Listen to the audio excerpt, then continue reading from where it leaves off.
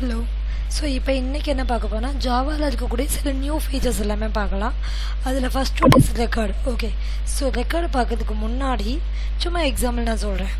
For எக்ஸாம்பிளுக்கு ஒரு கிளாஸில் நீங்கள் ஒரு வேல்யூ அசைன் பண்ணுறீங்க அப்படின்னா அந்த அசைன் பண்ண வேல்யூ அந்த அதர் ஃபங்க்ஷன்ஸில் யூஸ் பண்ண நம்ம என்ன பண்ணுவோம், இன்ஸ்டன்ஸாக கொடுப்போம். அப்புறம் வந்து மேபி எனக்கு அதே வேரியபிள் வந்து வெளியே வரணும் அப்படின்னு என்ன பண்ணுவோம், கெட்டர் செட்டர் மெத்தட் மூலயமா வந்து என்ன பண்ணி ரிட்டர்ன் பண்ணி யூஸ் பண்ண முடியும்.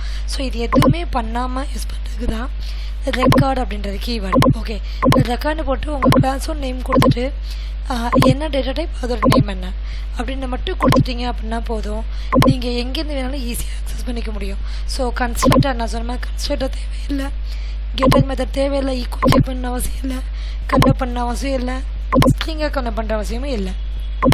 எக்ஸாம்பிள் சொல்கிறேன். இப்போ நீங்கள் இங்கே பாருங்களேன். இப்போ நான் இங்கே என்ன பண்ணுறேன், நார்மலாக இதை நம்ம பை டிஃபால்ட்டாக எப்போயுமே பண்ணுறதா, இங்கே நேம் டிக்ளேர் பண்ணிக்க, இங்கே நான் ஏஜ் டிக்ளேர் பண்ணிக்கேன். நம்ம எப்போவுமே என்ன பண்ணுறேன், இங்கே பேராமீட்டர்ஸ் கன்ஸ்ட்ரக்டர் வழியாக வாங்கி இங்கே வந்து இந்த இன்ஸ்டன்ட் நேமுக்கு பதிலாக இதையும் இந்த இன்ஸ்டன்ட் ஏஜுக்கு பதிலாக இந்த ஏஜையும் நம்ம கன்சிடர் செட் பண்ணுறோம். செட் பண்ணால் தான் என்ன பண்ண முடியும், கெட் நேம் பண்ண முடியும். அதே போல் கெட் நேம் பண்ணதுக்கப்புறம் நான் இது வந்து எனக்கு ஒரு அவுட்புட்டாக ரிட்டர்ன் பண்ணணும் அப்படின்னு நம்ம என்ன பண்ணுவோம், ஒரு ஸ்ட்ரிங்காக கன்வெர்ட் பண்ணி இது சும்மா இது ஒரு நார்மல் ஃபங்க்ஷன் நேம் தான். இது என்ன டூ ஸ்ட்ரிங் நம்ம ஒரு ஃபங்க்ஷன் படிக்கல அப்படின்னு நினச்சிருந்தீங்க. இது நார்மல் நம்ம க்ரியேட் பண்ணுற எப்பயும் பண்ணுற ஃபங்க்ஷன் தான். ஸோ ஒரு ஃபங்க்ஷனை என்ன பண்ணுறேன், ரிட்டர்ன் ஒரு ஸ்ட்ரிங்காக ரிட்டர்ன் பண்ணுறேன். ஓகேவா? So this is how previously நம்ம என்ன பண்ணுறது, ஒரு வேரியபிள் ஒரு இன்ஸ்டன்ஸ் வேரியபிளுக்கு ஒரு வேல்யூ செட் பண்ணி அந்த வேல்யூவை எப்படி யூஸ் பண்ணுறோம், எப்படி ரிட்டர்ன் பண்ணுறோம் அப்படின்றது. பட் அதுக்கு பதிலாக இப்போ நம்ம என்ன பண்ணிக்கலாம் அப்படின்னு பார்த்தீங்கன்னா, டேரெக்டாகவே ரெக்கார்ட்னு போட்டுட்டு பர்சன் போட்டு உங்கள் டேட்டா டைப்ஸை மட்டும் பாஸ் பண்ணிட்டுருக்கோங்க. நீங்கள் இங்கே பேராமீட்டர்ஸ் பாஸ் பண்ணும்போதே ஆட்டோமேட்டிக்காக அது என்ன பண்ணிக்கிறோம், பேராமீட்டரைஸ்டு கன்ஸ்ட்ரக்டராகவும் இன்ஸ்டன்ஸ் வேரியபிளாகவும் கன்சிடர் பண்ணிவிட்டு அந்த செட் நேம் கெட் நேம் நம்ம என்கேப்சுலேஷன் படிக்கணும் பண்ணிப்போம் இல்லையா, இது எல்லாமே அவனே பண்ணிடுவான்ப்பா. அதுதான் வந்து ரெக்கார்டு அப்படிங்கிறது. ஓகேவா? செஞ்சு பார்த்துக்கலாமா?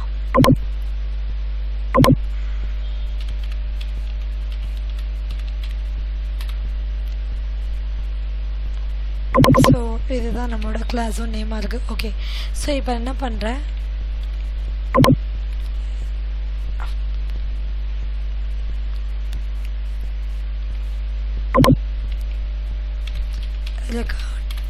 ஏதோ ஒரு கிளாஸ் நேம்.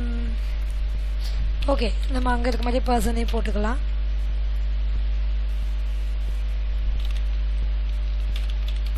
நார்மலாக நீங்கள் ஒரு கிளாஸு கன்ஸ்ட்ரக்டர் கிரியேட் பண்ணீங்களே, அதே தான் இப்போ நான் பண்ணுறேன்.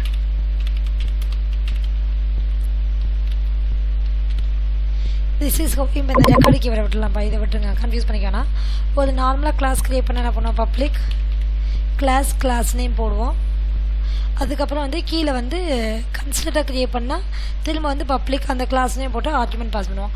இது எதுவுமே இல்லாமல் நான் வந்து என்ன பண்ணுறேன், வெறும் ரெக்கார்டு கீவேர்டு, அவ்வளோதான். இந்த கீவேர்டு கொடுத்தனா அது என்ன பண்ணிக்கும், ஆட்டோமேட்டிக்காக கிளாஸ் கிரியேட் பண்ணுற வேலையை அவனே பண்ணிப்பான், ஆட்டோமேட்டிக்காக கன்ஸ்ட்ரக்டர் கிரியேட் பண்ணுற வேலையை அவனே பண்ணிப்பான், கெட் பண்ணுறது, ரிட்டர்ன் பண்ணுறது, ஸ்ட்ரிங்காக கன்வெர்ட் பண்ணுறது, everything is done by the record keyword.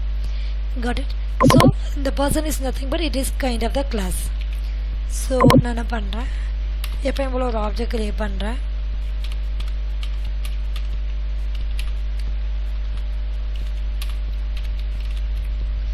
இங்கே ஆக்சுவலாக என்ன சொன்னேன், இது ஒரு கிளாஸு, இது வந்து பேராமீட்டர்ஸ் கன்சிடராக, அது பேராமீட்டரைஸ்டு கன்ஸ்ட்ரக்டராக அது கன்சிடர் பண்ணிக்கணும். அப்போ நான் என்ன பண்ணோம், ஆப்ஜெக்ட் கிரியேட் பண்ணும்போது இங்கே என்னென்ன இருக்கும் அது பாஸ் பண்ணணும் இல்லையா, இங்கே ஒரு ஸ்ட்ரிங்கு ஒரு இன்டீஜர்.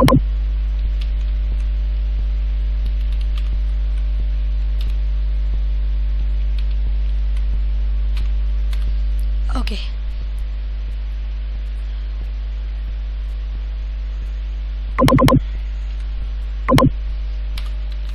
நமக்கு என்ன தெரியும், இன்ஸ்டன்ஸ் வேரியபிள் அதுவும் சேம் கிளாஸில் இருந்தால் ஆப்ஜெக்ட் நேமை வச்சு நம்ம என்ன பண்ணிக்க முடியும், கால் பண்ணிக்க முடியும் இல்லையா, அதுதான் நான் பண்ண போகிறேன். out.printlnல obj டாட். இப்போ பாருங்களேன், நான் கெட் நேம் பண்ணல, செட் நேம் பண்ணல, ஒன்றுமே பண்ணல. ஆட்டோமேட்டிக்காக அதுவே கன்சிடராகவும் கன்சிடர் பண்ணிக்கிச்சு, ஆட்டோமேட்டிக்காக அதுவே இன்ஸ்டன்ஸ் வேரியபிளாகவும் கன்சிடர் பண்ணி எனக்கு வந்து அந்த வேரியபிளை வெளியே கொண்டு வர அளவுக்கு வந்துட்டான். கான்செப்ட் புரியாதாப்பா? ஸோ இதுதான் வந்து அந்த ரெக்கார்டு கீவேர்டோட work. got it? Okay. And next ones is instance of, அதாவது இந்த ஒரு கிளாஸ் ஒன்று கிரியேட் பண்ணிக்கலாமா?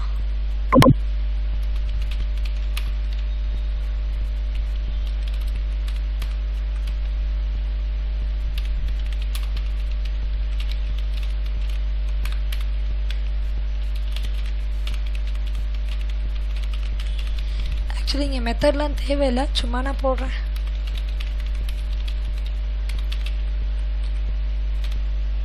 ஓகேப்பா. ஸோ இப்போ இந்த A3 இப்போ நீங்கள் A13க்கு எப்படியும் ஒரு ஆப்ஜெக்ட் க்ரியேட் பண்ணால் தான் அந்த மெசேஜ் நம்ம கால் பண்ண முடியும். இது நமக்கு தெரியும் இல்லையா? A13க்கு ஏதோ ஒரு ஆப்ஜெக்ட்,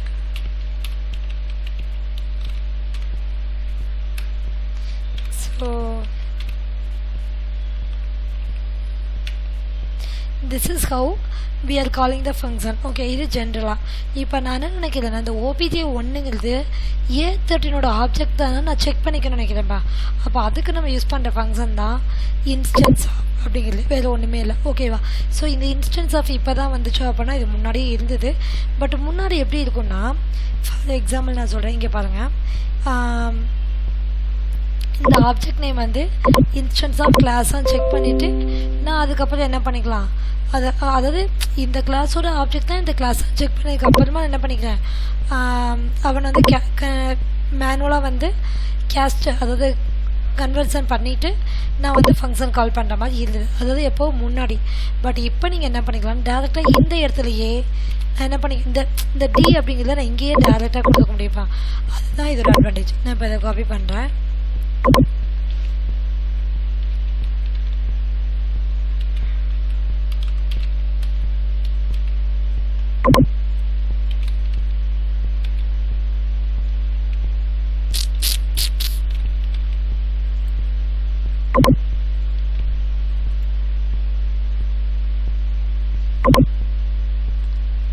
ஓகே,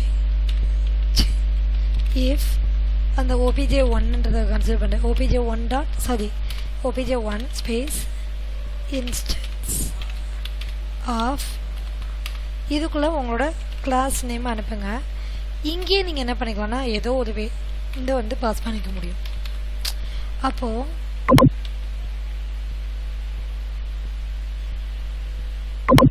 ஓகே, ப்ராக்கெட்டை மறந்துட்டேன். Instance of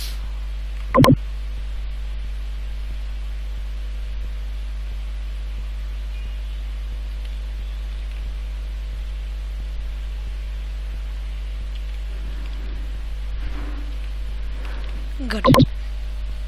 okay, instance of A13D. அப்போ நீங்கள் என்ன பண்ணிக்கலாம், இப்போ நான் இதை கட் பண்ணிடுறேன். இங்கே டேரெக்டாக டி டாட் மெசேஜ், அதாவது ஃபங்க்ஷனை கால் பண்ணுறதுக்கு முன்னாடி நிஜமாகவே இந்த ஆப்ஜெக்ட் வந்து இந்த கிளாஸோடு தான் நான் செக் பண்ணிவிட்டு அதுக்கப்புறமா நான் ஃபங்க்ஷன் கால் பண்ணுறேன். இதுதான். பட் இதுக்கு முன்னாடி இந்த ஃப்ளெக்சிபிலிட்டி கிடையாதுப்பா. இந்த டியை நான் இங்கே போட முடியாது முன்னாடி. அப்போது நான் என்ன பண்ணிக்கிற மாதிரி இருக்கும்னா, திரும்ப நீங்கள் உள்ளே வந்து இந்த மாதிரி கன்வர்ஷன் எழுதினதுக்கு அப்புறமா தான் கால் பண்ண முடியும். ஸோ அதை வந்து என்ன பண்ணிட்டாங்க, இப்போது ஓவர் கம் பண்ணிட்டாங்க. அண்ட் நெக்ஸ்ட் ஒன் இஸ் ஸ்விட்ச் எக்ஸ்பிரஷன். ஸோ இதுக்குன்னா நம்ம ஸ்விட்ச் என்ன பண்ணுவோம், நார்மலாக வந்துட்டு ஸ்விட்சுக்கு ஆப்ஜெக்ட் க்ரியேட் பண்ணிவிட்டு ஸ்விட்சுக்குள்ளே நம்மளோட வேரியபிளை பாஸ் பண்ணிட்டு அதுக்கப்புறம் கொடுங்க. அதுக்கு மேலே இப்போ நியர்லி லைக் லேம்டா மாதிரி ஒரு எக்ஸ்பிரஷன் கொண்டு வந்துட்டாங்க. ஸோ நம்ம அப்படியே டேரெக்டாகவே எழுதிக்கலாம். நான் முதல் அதை செஞ்சு காட்டுறேன். ஃபார் எக்ஸாம்பிளுக்கு நான் என்ன பண்ணுறேன்னா, இன்ட்டு ஈக்குவல் டு 1ன்னு சொல்கிறேன். நான் என்ன நினைக்கிறேன், ஸ்விட்சோட வேல்யூ 1 இருந்தால் ஆடணும், 2 இருந்தால் சப்புன்னு எனக்கு பிரிண்ட் பண்ணப்பா, வேறு ஒன்றுமே இல்லை. ஓகேவா? அப்போது நான் என்ன பண்ணுறேன், ஸ்விட்சு இதுக்குள்ளே இந்த ஏவை பாஸ் பண்ணுவோம். கேஸ் இங்கே வந்து 1 இருந்ததுன்னா மேபி நீங்கள் ஒரு ஸ்ட்ரிங்கில் ஸ்டோர் பண்ணுறீங்கன்னு வச்சுக்கலாமே. ஸ்ட்ரிங்கு வேல்யூ ஈக்குவல்ட்டுன்னு வச்சுக்கலாம்.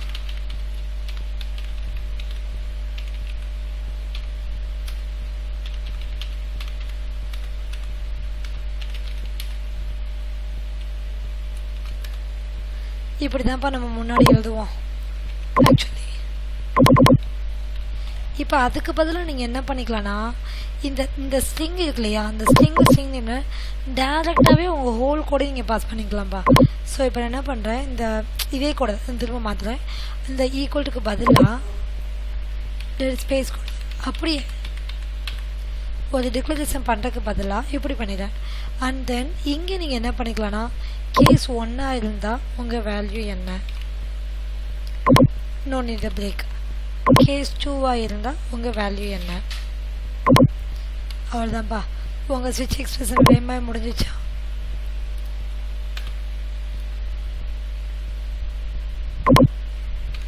ஓகே, ஏன்னா இது மொத்தமாக ஸ்ட்ரிங்காக தான் கன்சிடர் பண்ணுது. வேறு எதுவும் miss பண்ணிட்டோமா? does not cover input values, variable values never read. எங்கே இருக்க வேல்யூ? ஓகே,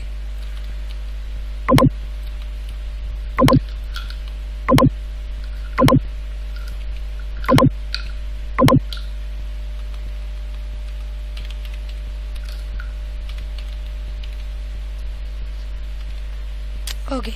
ஸோ கான்செப்ட் புரியுதாப்பா? ஸோ நம்ம என்ன பண்ணிக்கலாம், இந்த மாதிரி என்னோடய ஒர்க்கை வந்து எழுதிக்க முடியும். டிஃபால்ட் வேல்யூ மட்டும் கொடுக்க மறந்துட்டேன் ஒரு நிமிஷம்.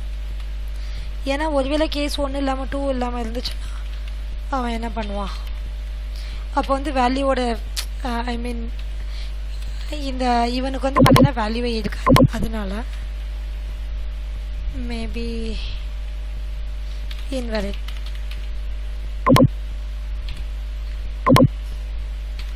ஓகேவா? இது வந்து ஏன் அப்படி போடுதுன்னா, இது வந்து ஒரு ஸ்ட்ரிங்கில் வேல்யூ ஸ்டோர் பண்ணணும். அப்போ 2 வேலை கொடுத்துருக்கேன். அப்போ வந்து மேபி இந்த 1 இல்லாமல் 2 இல்லாமல் போயிடுச்சுன்னா அப்போ இந்த வேல்யூ என்ன வேல்யூ எனக்கு வைக்க முடியாது இல்லையா, அதுக்காக டிஃபால்ட்டு கொடுத்துருக்கேன். ஓகே, ஸோ அகெயின் ரன் பண்ணுறேன். பாருங்கள், ஆட் அண்ட் பிரிண்ட் ஆயிடுச்சா. ஸோ இப்போ இதுக்கு முன்னாடி நான் சேம் கோட் எழுதும்போது எனக்கு நியர்லி வந்து ஒரு 10 லைன்ஸ் கிட்ட தேவைப்படுது. பட் இப்போ அது எத்தனை லைனில் முடிஞ்சிருக்கு, எனக்கு 4 லைன்ஸே முடிஞ்சிருச்சு. ஓகே, நெக்ஸ்ட் ஒன்று ஸ்ட்ரிங் கிளாஸ். இது நான் உங்களுக்கு பேசிக்காக சொல்கிறேன், இது நம்ம ஆல்ரெடி பார்த்தது தான். ஸ்ட்ரிப் அப்படின்றது ஒயிட் ஸ்பேஸை ரிமூவ் பண்ணிக்கலாம். ஓகேவா? ட்ரிம்மு மாதிரியே தான். ட்ரிம்மு நம்ம ஆல்ரெடி யூஸ் பண்ணிக்கலாம், அதை விட கொஞ்சம் பெட்டராக இருக்கும்னாக்கா நம்ம யூஸ் பண்ணுறோம். அடுத்து ரிப்பீட் ஆஃப் 3 அப்படின்றது வந்து மேபி உங்களுக்கு வந்து அந்த ஹலோ ஜாவான்றதே 3 டைம் வேணும் அப்படின்னா ரிப்பீட் ஆஃப் 3 போடும்போது 3 டைம்ஸ் ஹலோ ஜாவான்ற பிரிண்ட் ஆகும். இஸ் பிளாங்க் அப்படின்றது மேபி நிஜமாக இந்த ஸ்ட்ரிங் வந்து எம்டியாக இருக்கா இல்லை உள்ளே ஏதாவது வேர்டு இருக்கா அப்படின்னு செக் பண்ணுறதுக்கு. ஏன்னா பிளாங்காக இருந்துச்சுன்னா எனக்கு ஃபார் எக்ஸாம்பிள் நான் நேம் வந்து செக் பண்ணணும், நேம் வந்து வேலிடாக இல்லைன்னு செக் பண்ணணும். பிளாங்காக இருக்கிறத ஏன் செக் பண்ணணும், அப்போ நம்ம தான் பிளாங்காக இல்லைன்னா மட்டும் செக் பண்ணால் போதுன்றக்க பிளாங்க்னு யூஸ் பண்ணிக்கலாம். And then count. இந்த கவுண்ட்டு எதை கவுண்ட் பண்ணால் அந்த ஸ்லாஸ் என்ன கவுண்ட் பண்ணுப்பா. ஓகேவா? ஸோ இன்சியலி இங்கே ஒரு ஒன் ஸ்பேஸ் இருக்குது. Okay, 1 space 2 space 3. ஸோ இதை தான் slash n is considered as a line, new line. Got it? And this already I think I thought it. So local date la month plus days minus month day of week இதெல்லாம் நம்ம already பார்த்துட்டோம்ப்பா. And next one is a text block. ஸோ text block அப்படின்றது இது வந்து நம்ம Python படிச்சதுன்னு தெரியும். நம்ம வந்து ஒரு ஸ்ட்ரிங் டிக்ளேர் பண்ணுறோம் அப்படின்னா நேம் இல்லை, மேபி ஒரு அட்ரஸ் நீங்கள் என்ன பண்ண நினைக்கிறீங்க, அதில் ஒரு 2 லைன் 3 லைனுக்கு எழுதுன்னு நினைக்கிறேன் அப்படின்னு வச்சுக்கலாமே. அப்போ நான் எப்படி எழுதுகிற மாதிரி இருக்குது பாருங்கள், ப்ளஸ் போட்டு எழுதுகிற மாதிரி இருக்குது. அதுக்கு பதிலாக நீங்கள் என்ன பண்ணிக்கலாம்னா ட்ரிபிள் கோட்டேஷன் போட்டு, அதாவது ட்ரிபிள் கோட்ஸ் போட்டு நீங்கள் ஜேசன் ஃபார்மால தாராளமாக எழுதிக்கலாம்ப்பா. இந்த டெக்ஸ்ட் பிளாக் அப்படின்றது இதை இப்போ நான் ரிமூவ் பண்ணிட்டேன். இப்போ பாருங்களேன், ப்ளஸ்ன்றது தேவையில்லை, நீங்கள் எத்தனை இன்னொன்று எழுதிக்கலாம். நீங்கள் இதுக்குள்ளே என்ன கொடுத்தாலுமே அதை கன்சிடர் பண்ணிக்கும். இங்கே நான் ஜேசான்னு கொடுத்து நான் வந்து நேம் எப்படி இருக்கணும், அதாவது இது it is considers one of the string. இதை வந்து ஜேசன் அப்படின்னு நான் சொல்ல வரல.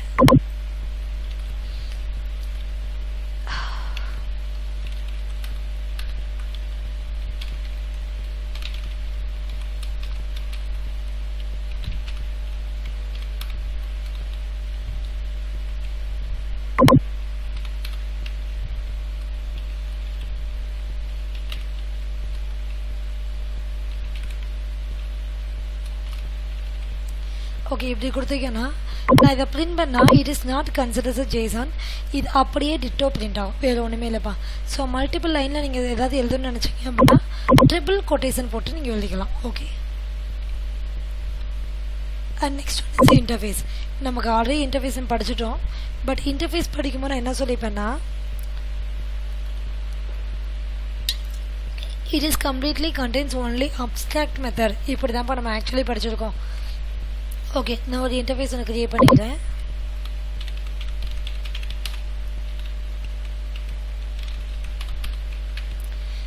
வாய்டு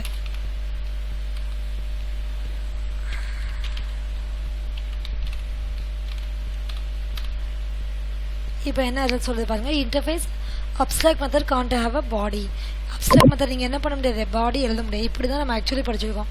பட் இப்போ என்ன பண்ணிக்கோங்க, ஜாவாவில் வந்துட்டு நீங்கள் ஒருவேளை இன்டர்ஃபேஸில் ஃபங்க்ஷன் எழுதுறதா இருந்தால் நீங்கள் ஸ்டாட்டிக்காவோ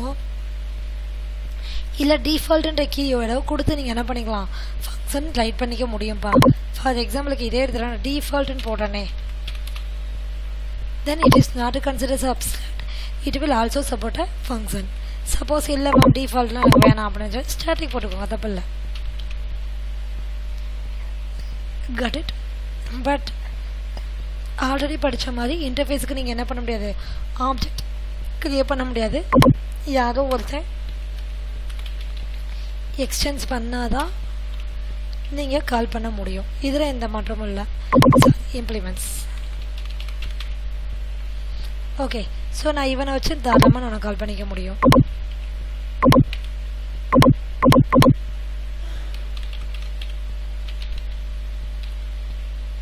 ஸோ இந்த இடத்துல சப்னு it is static, right?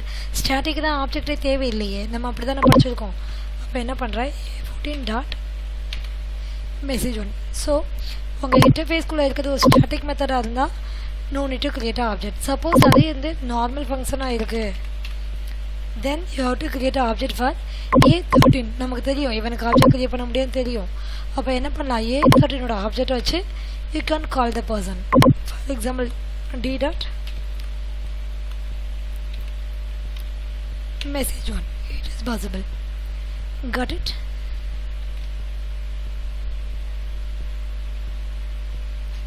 And next one is a lambda expression. Yes, it is very useful for you.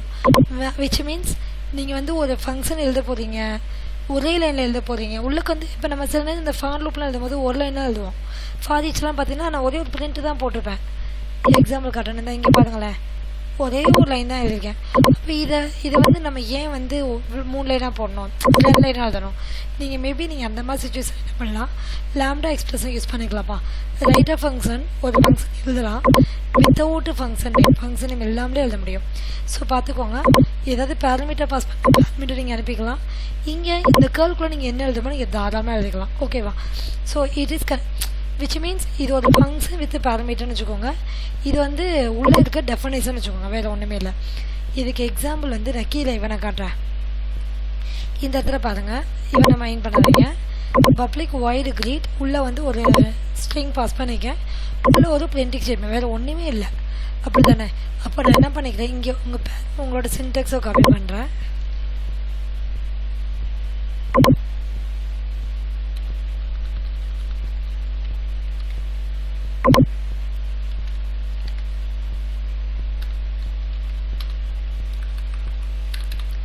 இப்போ என்ன சொல்லியிருக்கான், ஃபங்க்ஷன் நேம் தேவையில்லைன்னு சொல்லிட்டான். பேரமீட்டர் ஏதாவது இருக்கா? எஸ் இருக்கு.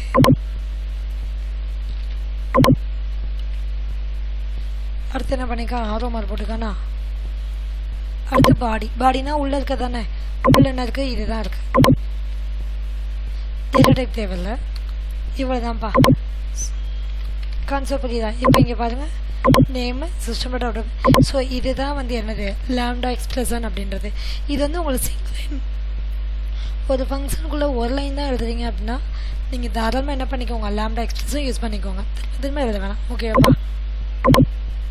அண்ட் சப்போஸ் ஈவன் இந்த லிஸ்ட்டு, இங்கே வந்து நான் லிஸ்ட் ஆஃப் அப்படின்ற பற்றி சொல்லணும். லிஸ்ட் டாட் ஆஃப் நமக்கு ஆல்ரெடி என்ன தெரியும், லிஸ்ட் வந்து நம்ம அதை லிஸ்ட்டு படித்தோம், வெக்டார் படித்தோம். அதில் நம்ம என்ன யூஸ் பண்ணிப்போம்னா ஆட் அப்படிங்கிற ஃபங்க்ஷன் படிச்சிருப்போம்ப்பா. ஆடுன்ற ஃபங்க்ஷனுக்குள்ளே நான் ஒரு வேல்யூ அனுப்புகிறேன். நான் என்ன பண்ணுவோம், அது வந்து வேல்யூ வந்து உள்ளே போய் ஆட் பண்ணோம். ஒருவேளை நீங்கள் என்ன நினைக்கிறீங்க, I want to create a list but with immutable. நீங்கள் எதையுமே உள்ளே ஆட் பண்ணக்கூடாதுன்னு நினைக்கிறீங்க அப்படின்னா you can use list dot of. Okay, so நம்ம வந்து இந்த இவனை எக்ஸாம்பிள் காமிச்சிடுறேன், அதுக்கப்புறமா நம்ம அடுத்ததுக்கு போவோம்.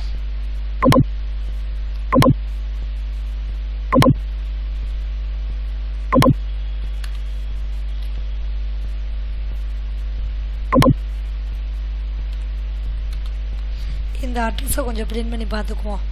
எப்படி தான் என்னோடய டெக்ஸ்ட் வருதுன்னு தெரிஞ்சுக்கணும் இல்லையா? சரி, ஓகே.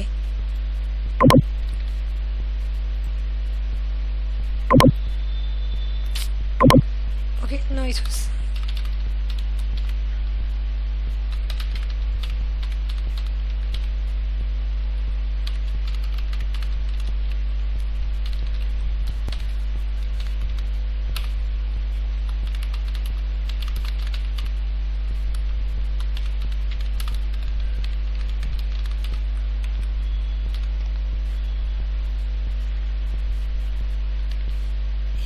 நான் கன்சிடர் பண்ண ஒரே நிமிஷம்.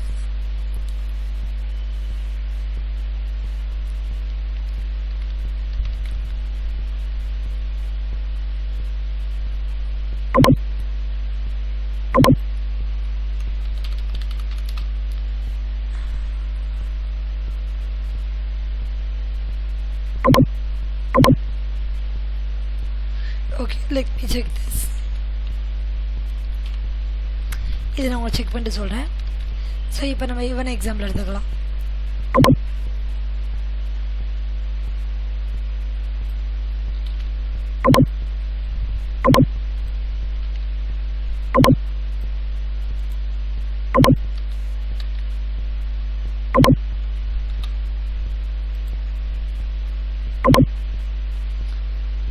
ஓகேப்பா, நம்ம நார்மலாக எப்பயும் போல க்ரியேட் பண்ணுற மாதிரி பண்ணிக்கலாம்.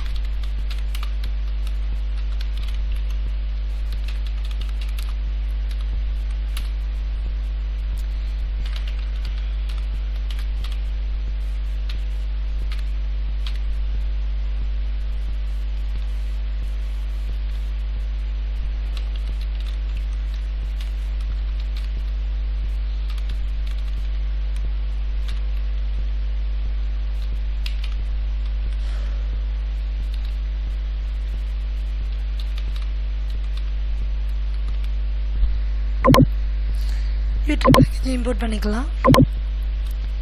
ஓகே, ஸோ இப்போ நீங்கள் நார்மலாக இப்போ நான் என்ன பண்ணுறேன், நேம்ஸ் டாட் ஆடுன்னு கொடுத்துட்டு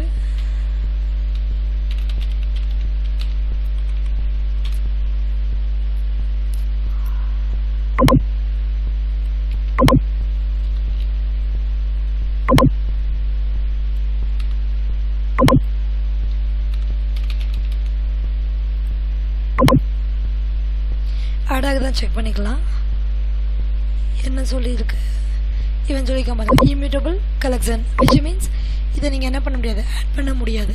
ஸோ இதுக்கு தான் இந்த லிஸ்ட் டாட் ஆஃப் அப்படின்றத யூஸ் பண்ணும்போது இது எந்த மாதிரி டைமில் உங்களுக்கு தேவைப்படனா, ஒருவேளை வந்து சேஞ்ச் பண்ண, அதாவது உங்கள்கிட்ட ஒரு செட் ஆஃப் லிஸ்ட் இருக்குது, மேபி அதை ஃப்யூச்சரில் டெவலப்பர் வந்து எடிட் பண்ணிடக்கூடாது நீங்கள் நினச்சிங்க, என்ன பண்ணிக்கலாம், லிஸ்ட் டாட் ஆஃப்ன்றதை யூஸ் பண்ணிக்கலாம்.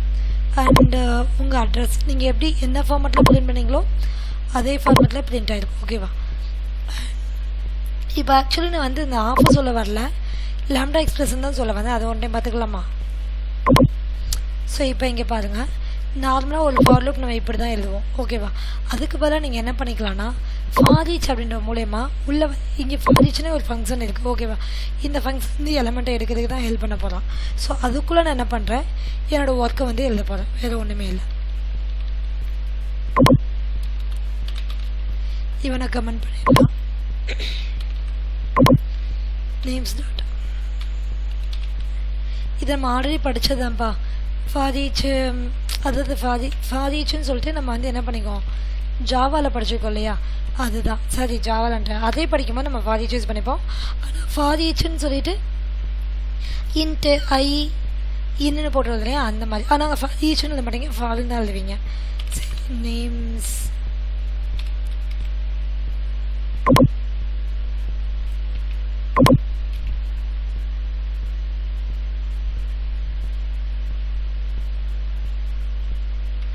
நேம்ஸ் எங்கே இருக்கு, ஒன்று வச்சுக்கலாம். ஓகே, ஆட்டோமேட்டிக்காக சாம வெல்சன்றது பிரிண்ட் ஆகிருக்கு இல்லையா? ஸோ இதுக்கு தான் என்ன யூஸ் பண்ணலாம். ஆக்சுவலி நான் வந்து இதை அப்படி தனியாக போட்டுக்கிறேன்ப்பா.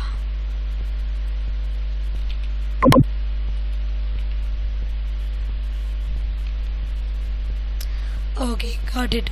ஸோ இதை வந்து நீங்கள் என்ன பண்ணீங்கன்னா இந்த மாதிரி தனியாக போட முடியாது போல். Maybe inside one of the function, அதுதான் பிரச்சனை. இந்த லாம்டா எக்ஸ்பிரஷன் டு ஒர்க் அதுதான். Okay, and next one is var keyword. So var keyword is nothing. நம்ம இதுக்கு முன்னாடி ஜாவா ஸ்கிரிப்ட் நீங்கள் அதாவது வேறு லாங்குவேஜ் எதாவது படிச்சிருந்தீங்கன்னா தெரியும். நம்ம வந்து இங்கே டேட்டா டைப் வந்து போடாமலே பண்ண முடியும். பட் ஜாவா பொறுத்த வரைக்கும் இன்ட்டாக இருக்கட்டும், ஸ்ட்ரிங்காக இருக்கட்டும், கண்டிப்பாக நம்மள நீங்கள் கொடுத்தே ஆகணும். பட் இப்போ என்ன பண்ணிட்டாங்கன்னா வார்ன்ற கீவேர்ட் வச்சு நீங்கள் தரமாக என்ன பண்ணிக்கலாம், ஒரு வேரியபிள் டிக்ளேர் பண்ணிக்க முடியும். ஃபார் எக்ஸாம்பிளுக்கு var number equal to 123.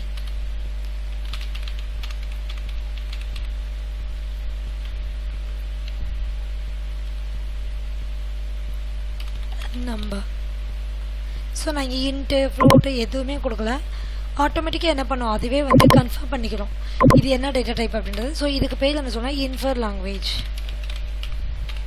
Infer லாங்குவேஜ்னால்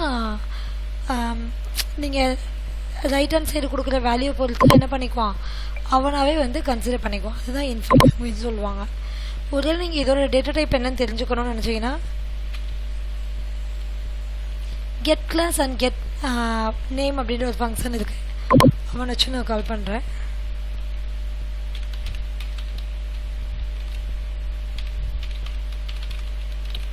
இது எப்போ தேவைப்படுன்னா உங்களுக்கு மேபி வந்துட்டு மேம் எனக்கு வந்து என்ன சொல்கிறது, வேல்யூ வந்து ஃபிக்ஸ் ஆகிடுச்சு, அவனா ஃபிக்ஸ் பண்ணிட்டான்.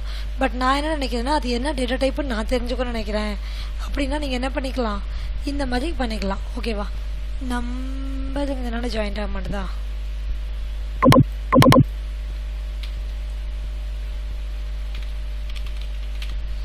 Okay okay.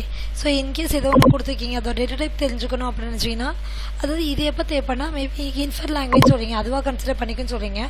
ஒருவேளை நீங்கள் அதோட டேட்டா டைப் வந்து தெரிஞ்சுக்கணும்னு நினைக்கிறீங்க அப்படின்னு பட்சத்துக்கு என்ன பண்ணிக்கலாம், number dot get class dot get name. ஒருவேளை இன்டீஜர் அப்படின்னா வேர்,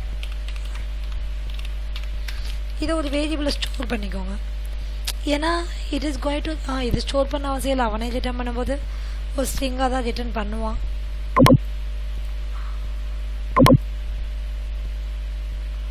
ஸோ அவுட்புட் பாருங்கள், Java dot lang dot string அப்படின்றது இதோட அவுட்புட். ஓகேவா, அதாவது தினேஷ் வந்து ஒரு ஸ்ட்ரிங்குன்னு தெரியுது, ஆனால் எனக்கு தெரியல, அது வாதுன்னு வச்சுக்கனாலும் எனக்கு தெரியலை. அப்போ ஒரு வேலை தெரிஞ்சுக்கணும் அப்படின்னா நீங்கள் என்ன பண்ணிக்கலாம், number dot get class dot get name அப்படின்ற போட்டுக்கலாம். And next one is sealed class. Sealed கிளாஸ்ன்றது நியர்லி ஃபைனல்ன்ற மாதிரி. இப்போ நமக்கு என்ன தெரியும், ஃபைனல் கிளாஸ் அப்படின்னா வேறு ஒருத்தர் வந்து அவனை எக்ஸ்டெண்ட் பண்ண முடியாது அப்படின்னு தெரியும். ஓகேவா, பட் நான் என்ன சொல்கிறேன்னா நான் ஒரு கிளாஸ். ஓகேவா,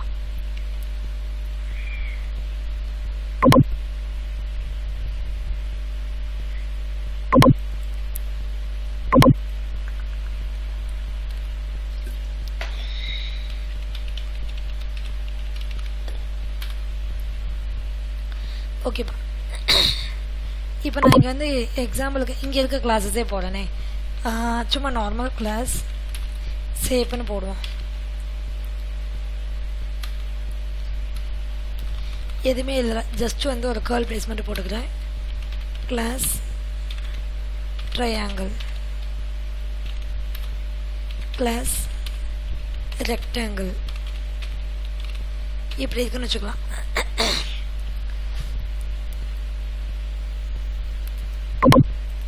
ஓகேப்பா, ஸோ இந்த மாதிரி 3 கிளாஸ் இருக்குது. நான் இப்போ என்ன பண்ண முடியும், ட்ரையாங்கிளை சேப்பை கூட என்ன பண்ணிக்க முடியும், எக்ஸ்டென்ஸ் பண்ண முடியும். இது நார்மல் நமக்கு தெரியும்.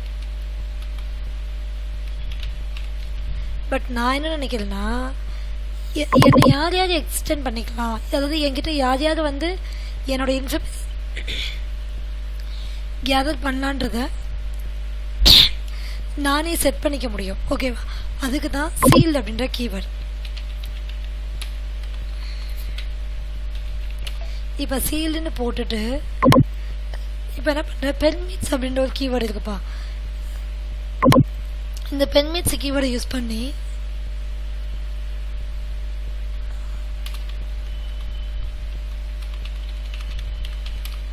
மேபி சேப் நான் என்ன சொல்கிறேன், ட்ரையாங்கிள் எக்ஸ்டெண்ட் பண்ணிக்கலான்னு சொல்கிறேன். ஓகேவா? அப்போது என்ன அர்த்தம்னா, சேப்பை வந்து எல்லாரும் எக்ஸ்டெண்ட் பண்ண முடியாது. அதாவது எல்லாரும் அவனோட டீட்டெயில்ஸை வந்து வாங்க முடியாது. யார் யார் எக்ஸ்டெண்ட் பண்ணிக்கலாம்? Only triangle. மேபி நீங்கள் ரெக்டாங்கிளும் வாங்கிக்கலாம்னு நினச்சிங்கன்னா தாராளமாக ரெக்டாங்கிளும் போட்டுக்கோங்க. பட் இதில் ஒரு சின்ன ட்விஸ்ட் என்னென்னா, ஒருவேளை நீங்கள் ஒரு சீல்டு கிளாஸ்க்குள்ளே வந்து இந்த மாதிரி பெர்மிட் கொடுக்குறீங்க அப்படின்னா, இந்த கிளாஸஸை கண்டிப்பாக வந்து ஃபைனலாகவோ இல்லை நான் சீல்டாவோ தான் இருக்கணும், நார்மல் கிளாஸாக இருக்கக்கூடாது. ஓகேவா? ஸோ இப்போ நீங்கள் என்ன பண்ணுறேன், ஃபைனல்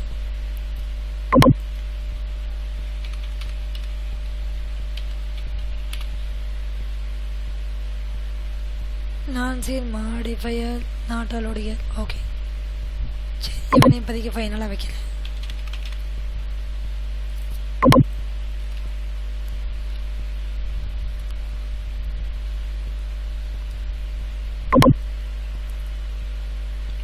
கால்பேசி இருக்குல்ல, என்னாச்சு?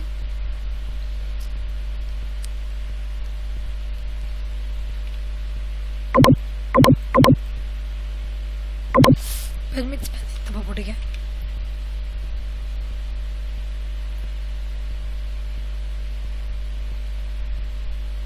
ஓகே, இப்போ என்ன சொல்லுதுன்னா, சீல்டு கிளாஸ் நான் க்ரியேட் பண்ணிட்டேன். நான் யார் யாரை வந்து யார் வந்து என்னை வந்து எக்ஸ்டெண்ட் பண்ணிக்கலாம் நான் அலோவ் கொடுத்துக்கிறேன். ட்ரையாங்கிளும் ரெக்டாங்கிளும் இவங்க 2 மட்டும் தான். பட் இவன் என்ன சொல்கிறான்னு பாருங்கள், involved permit class which means sub class rectangle must extend sealed class. இது நம்ம ஆல்ரெடி படிச்சப்பலப்பா. இன்டர்ஃபேஸில் வந்து யாராவது எக்ஸ்டெண்ட் பண்ணியிருந்தானா அதுக்குள்ளே இருக்க அப்ஸ்ட்ராக்ட் மெத்தட்ஸ் எல்லாமே இம்ப்ளிமெண்ட் பண்ணணும் அப்படின்னு படிச்சுப்போம். அதே போல் தான் இங்கேயும். ஸோ ரெக்டாங்கிள் வந்து கண்டிப்பான முறையில் அந்த ஷேப்பை கூட எக்ஸ்டென்ஸ் பண்ணி இருக்கணும். ஷேப்பு தானா கரெக்டாக தான் போட்டுக்கணும். Yes, correct. ஒருவேளை நான் அந்த ஃபைனல் எடுத்துகிட்டு நார்மலாக போட்டேன்னு வச்சுக்கலாம்.